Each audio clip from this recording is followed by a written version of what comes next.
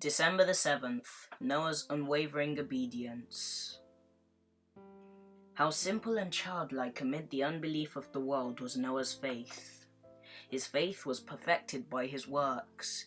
He gave to the world an example in believing just what God had said. He commenced under the directions of God to construct the ark, an immense boat on dry ground.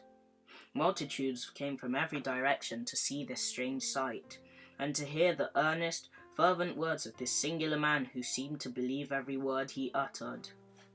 A power attended Noah's words, for it was the voice of God to the people through his servant.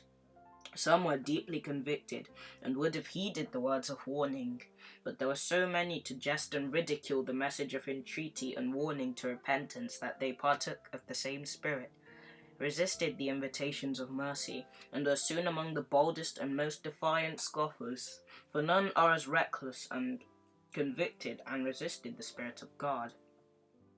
Amid popular contempt and ridicule, universal weakness and disobedience, Noah distinguished himself by his holy integrity and unwavering obedience. He was one in the world, but not one of the world. Noah made himself the object of contempt and ridicule by his steadfast adherence to God's words. While the voice of God through Noah was making itself heard in entreaties and warnings in condemnation of sin and iniquity, Satan was not asleep. He was mustering his forces. Noah was tested and proved. Opposition met him from the great men of the world, from philosophers and scientific men, so-called, who tried to show him that his message could not be true. But his voice was not silenced.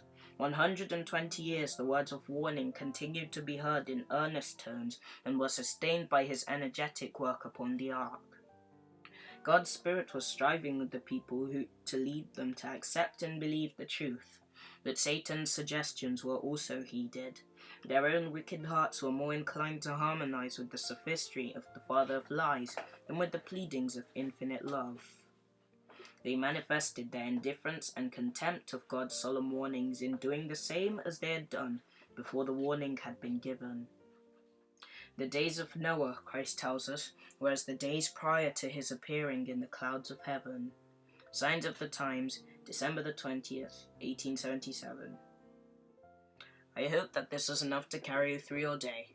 Remember to join us tomorrow. Goodbye.